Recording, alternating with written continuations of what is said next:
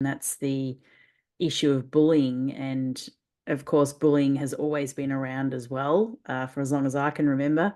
I was bullied at school myself, and no doubt just about every child has been bullied at some point.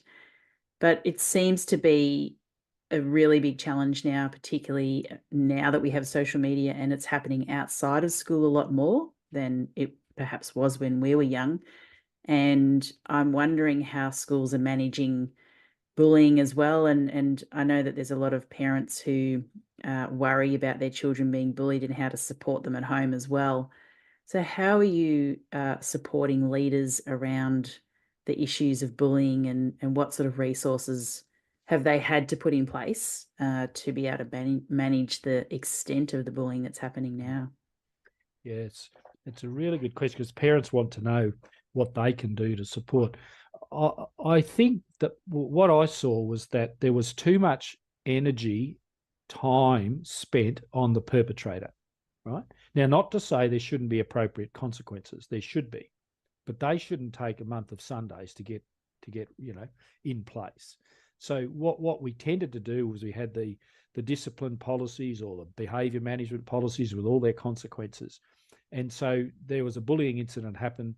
So everybody focuses on the bully, the investigation, when did it happen?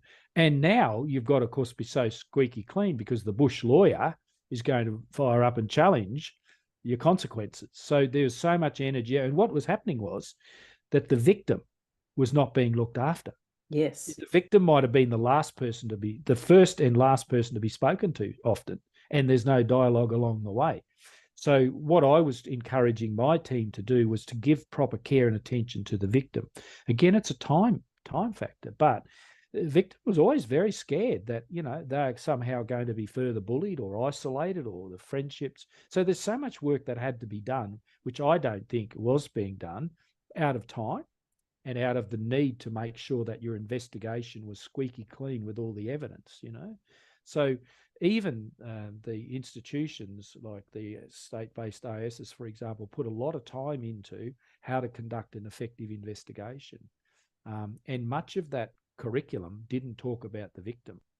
So I think the changes in the curriculum now, that's the sort of bullying type, behaviour management curriculum, is actually coming back to how do you deal with the victim. And that's where parents can help. So, like checking in.